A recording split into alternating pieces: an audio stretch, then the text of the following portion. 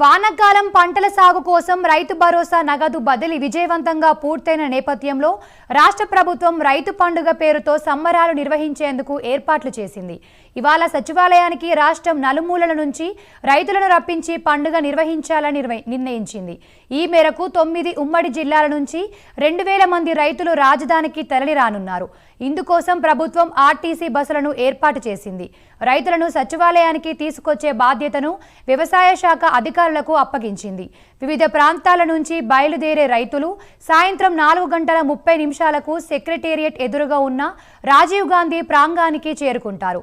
సాయంత్రం 6:30 ముఖ్యమంత్రి రేవంత్ రెడ్డి రైతులను ఉద్దేశించి మాట్లాడనున్నారు.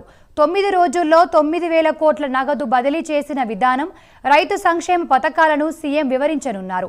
కాగా ఈసారి రైతు భరోసా పథకాన్ని రేవంత్ సర్కార్ ప్రతిష్టాత్మకంగా తీసుకుంది. ఎలాంటి పరిమితులు, షరతులు విధించకుండా వ్యవసాయ భూములు జాబితాలో ఉన్న మొత్తం విస్తీర్ణానికి పెట్టుబడి సాయం అందించాలని నిర్ణయించింది.